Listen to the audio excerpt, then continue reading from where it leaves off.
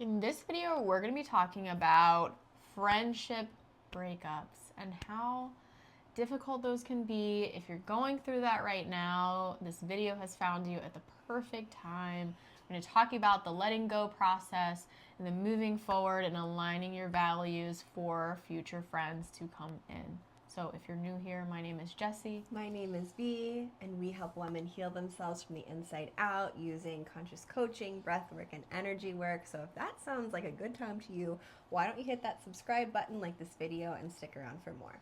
Friendship breakups. I've had to break up with many, many friends, and it's not an easy process.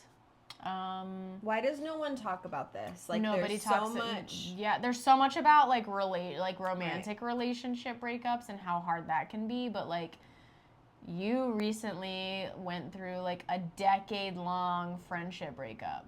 I know, and like no one prepared me for the amount of grief that I'm still continuing to feel over that. Like, actually, I'm gonna say like something really wild. Okay. Maybe that's not so wild, but like I feel like that friendship breakup was more devastating than any other breakup I've been through. And at the same time that I was going through this friendship breakup, I kind of like a few months before I went through like a romantic breakup.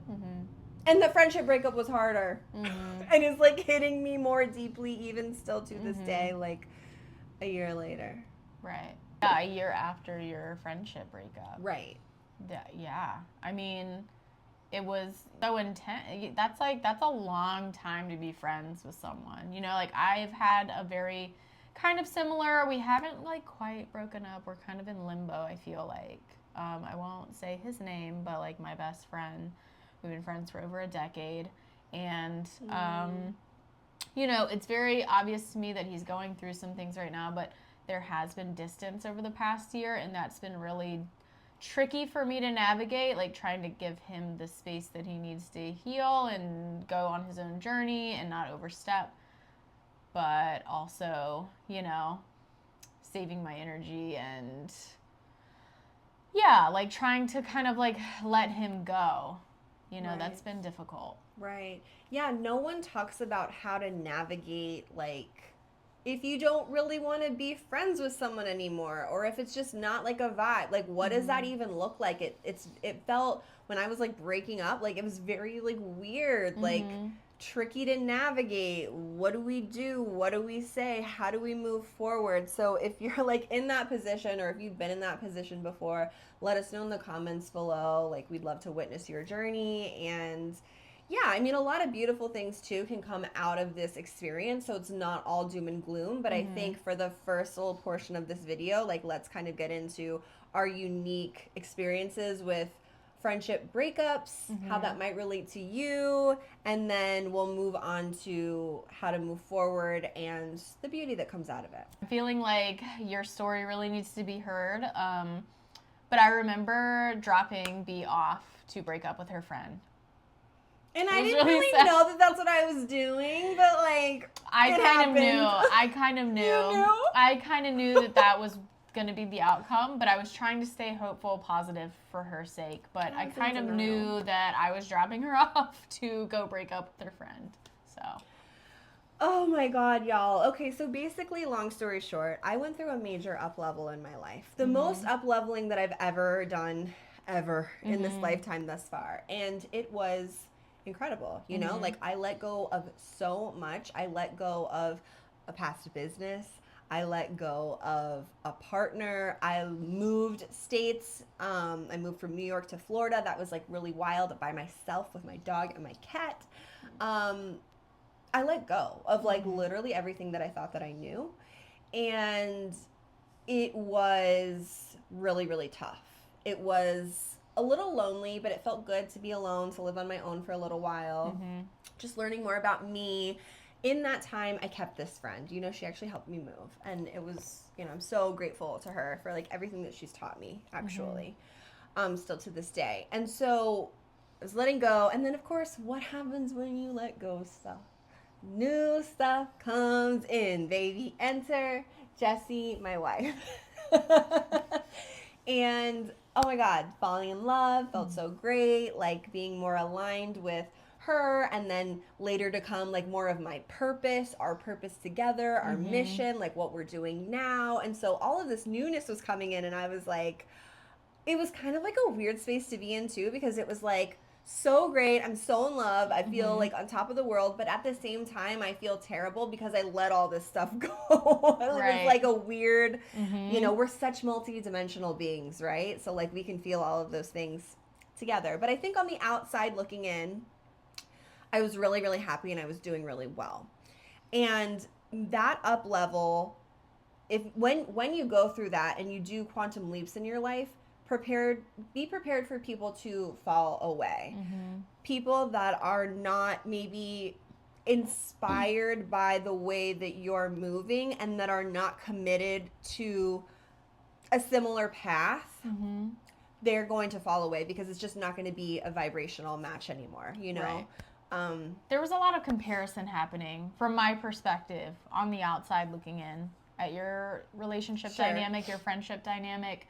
A lot of comparison, and that's like it's really difficult to navigate when you're in such a good place and you're up leveling, but like your friend is not, but like they can't seem to be happy for you.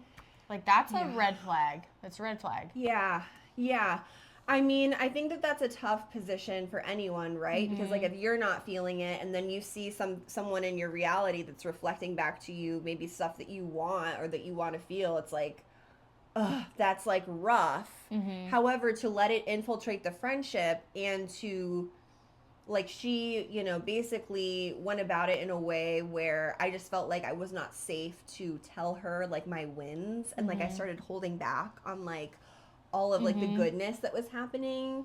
Like that's a red flag. Like if you're not feeling safe enough and like someone is stealing your joy or trying to dim your light when you express all of these amazing things that are happening, that's not good, honey. It's a key indicator that you're no longer in alignment with this friendship. Right. And that you're kind of on the brink of outgrowing and letting them go. Right. And easier said than done, though. Yeah. Easier said than done. Yeah, because I had been through sort of situations like this before, and we were able to come out on the other side. Like, we didn't have to break up. We would, you know, take some time and then get right back to it. But this felt really different because it just felt really different. And so I realized that I am being my most authentic self. I'm moving on up. You know, I feel really good, and I only want to take the people with me that are truly supportive of that and that are truly reflecting back that authenticity to me. I mean, I can't really, like, I don't know, I feel like it's hypocritical for me to be like, I'm authentic, like, I am unlocking, like, deeper levels of, like, my transformation and going on this journey of just being fully me. How can I have my best friend that's doing like the opposite basically of that? Like that's really hypocritical. Like who you surround yourself with is who you will become. Right. That's 100% true. Like birds of a feather. Like these, you know, sayings I think exist for a reason. So I just had to like be direct with her, and that's what Jess was talking about when she drove me to meet her, and I basically just said, look, like, I need authenticity from you. Like, I need us to be honest. I need to feel safe. I need all these things. And I was taking care of myself and, like, all of the grief that I was going through. Like, I can't take care of you in the ways that you needed to be taken care of in terms of, like, you know, if you've ever had a friend that's been very, like, victim-y, needs to be coddled, like you are the person that's always there. You're picking up the pieces. Like your boundaries, like you don't have any boundaries. Like that's what our friendship was like. That's not healthy either. No, we did that for each other. It's kind of codependent. It was very codependent. Like we did that for each other, and I was like, I can't do this dynamic anymore. Like I have to be authentic. I have to be real. Like let's do this. And she told me that she couldn't do it, basically. She was like, I can't be the friend that you want me to be. Right. I remember you getting into the car, and that was one of the first things you said, and that was like I feel like it was kind of, you were kind of on the fence maybe during the conversation, but that was like the defining thing that she said, and you were like, I can't have a friend that is not capable of being authentic. And it's not like you were asking for a lot. I feel like that's not asking for too much. It's not asking for too much for your friend to be authentic, and you're not having to pull things out of them all of the time. And I think that was like a common like pattern that you had with her. It's like, I'm not going to tell you what's wrong, but I'm going to totally like look like something's wrong and act like something's wrong, and you're going to have to like pull teeth to get it out of me. And then after you pull it out, you're going to have to take care of my emotions and coddle me. And it's like, that's so much work, dude. That's too much work. That's way too much work. Like, I'm focusing on myself. I'm being selfish, and I am not apologizing for that, you know? Like, it's not hard for you because you're authentic, but, like, for someone that, you know, isn't in that mode, like, they can't... I think this level of work, and not to sound pretentious, but it's true. Like, you just can't comprehend where I'm at and where I'm going, and like that's okay. Brianna 5 years ago could never comprehend what I'm doing now, so like it's all good. 100%. And you may get there, you may not. I'm not better or worse or whatever. Like we're just in different places. And you're right. Like when she said that, like we can't be the friends that we need each other to be, I was like, okay.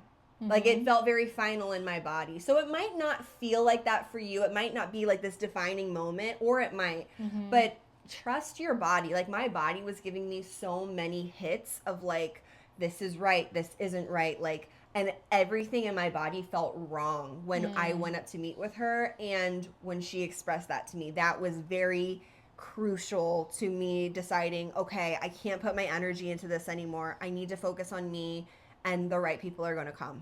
We talk about these things all the time in romantic relationships, but like when we go through these friendship breakups, they truly help us realign with our values and what we're going to look for in the future with other friends. And like, we're able to kind of sift people out pretty quickly when we know what we're looking for. Like, oh, okay, like I really value honesty. And it's like, somebody lies to me one time, that's all it takes. Like, you can't sit at my table. That just is what it is, you know? Absolutely. So do you want to talk about your situation? Sure. You've had a couple. I've had a couple. I mean, I've let go of a lot of friendships, and one in particular I wasn't planning on talking about, but this was a friend that I had during, it was like a really crucial, like, crossroads kind of situation for me that I was going through and with a romantic past relationship. And this friend came into my life, loved hanging out with her, had the best time all the time.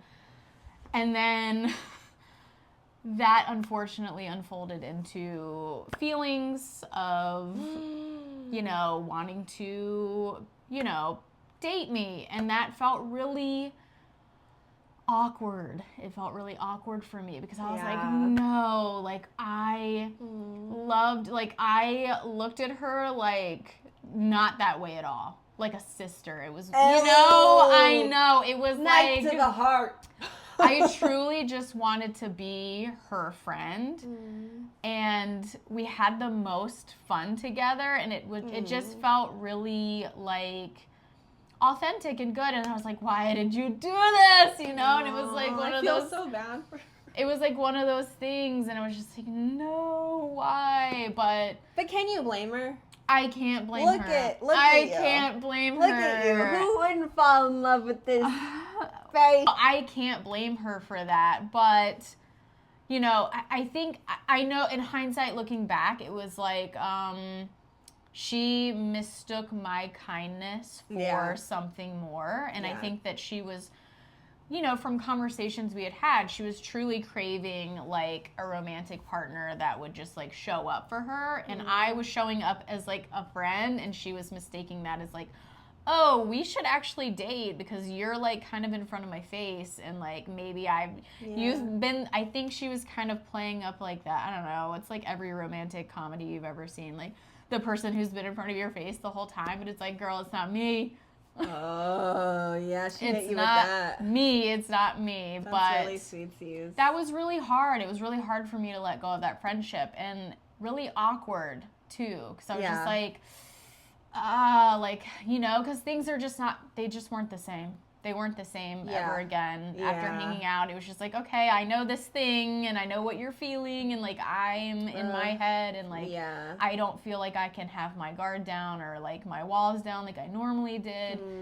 And that was difficult. It just totally shifted the whole dynamic. It totally shifted the whole dynamic, but I'm so grateful for that friendship and like what she brought to the table at that point in my life, because it's what I needed at that time. And then on the other hand, I had a friend who, total opposite, just betrayed me, lied to me, hurt me like on a very deep level, and for many months lied to me, and I had no idea. I felt like I was the last person to know anything. And that ended really horribly, like big blowout kind of thing. And then, when we traveled to Thailand, I came out of a meditation, and this is like the next point that I wanted to talk about, but you get to a point of gratitude, and that's how you know that you have moved on from the friendship, is when you can look back. Doesn't matter how deeply somebody has hurt you. This can go for family, romantic, friendships, whatever. Doesn't matter how deeply they have hurt you, wounded you, offended you. You get to a place of gratitude where you're like, wow, I'm so thankful for that person, because I see what she taught me. I see what they taught me. And without this, I wouldn't have gotten to this, right? So gratitude is how you know that you are moving on from a friendship breakup. 100%. It's very healing. You get to this place where you're not like angry anymore. Maybe you're still sad. Like I feel like that's the place that I'm in. Like I think I'll always kind of like feel some sadness, some grief. Like I don't know if grief ever goes away, by the way. Like side note, like my mom told me this, but like you just kind of take your grief with you, like wherever you go, like, and maybe it like lessens over time, maybe it doesn't, but like you still live your life and you just take that grief with you. So like that's how I feel for, my friend in my heart. Like there's that grief, but I feel so grateful for everything that our dynamic and that she as a person has taught me. Like I learned so much about myself, about the world, about people, and about friendship, and I'm feeling like so grateful for like all of the people. Like I've had to, break up with a lot of friends, and and sometimes you don't even have those conversations, like we're not friends anymore, a lot of the time I feel like it doesn't happen like that. So closure can be like a little weird, but maybe practicing gratitude and like having some sort of like ritual to honor your dynamic and that person could be healing for you. Right. And grief really is just all of the unexpressed love. That's all it is, in my opinion. I heard that somewhere. It's not a direct quote from me. I love that. But it's something that I have claimed that. I have heard. It's something that I have heard before, and it really stuck with me. And it was like, oh wow, yes. It's like all the unexpressed love that you're not able to give to that person anymore, and that's why you carry around that grief. I'm gonna cry. Oh my gosh. But I also wanted to say too, I came out of that meditation.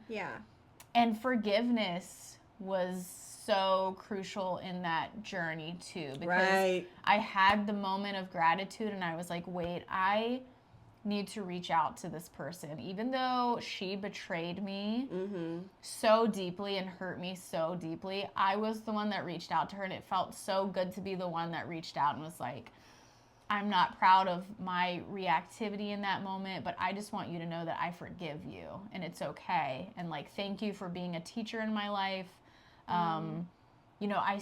I didn't see it then, but I see it now, why I had to go through that experience. And, I wish you nothing but the best. And the response back, not saying you're always going to get a response back, but I got a really beautiful response back. And it was just so healing on a very deep level. And it was just like, okay, like I can fully let this go. Oh my gosh, that's really beautiful, babe. I know.